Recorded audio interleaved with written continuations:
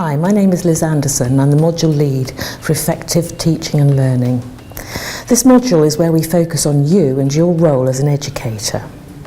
It's where we examine how the theories that you've looked at in Fundamentals of Pedagogy can actually be applied to your teaching practice.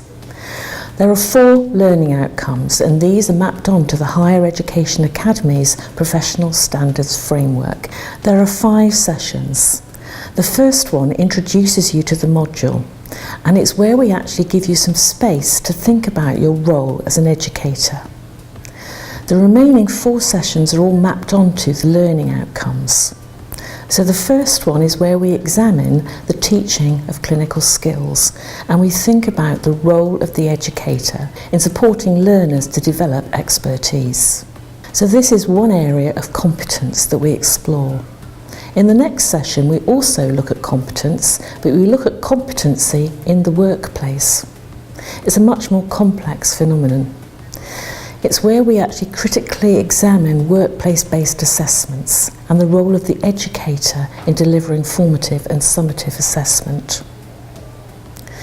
The next session is where we look at the development of a professional identity and the role of the educator in stimulating critical reflection, as this is all part of how learners develop a professional identity. And the final session takes this a little bit further and looks at the role of supervision. Once again, we think about how this supports the learners towards autonomous and independent practice. In the final session, we also spend some time looking at the assignment. The assignment is a portfolio.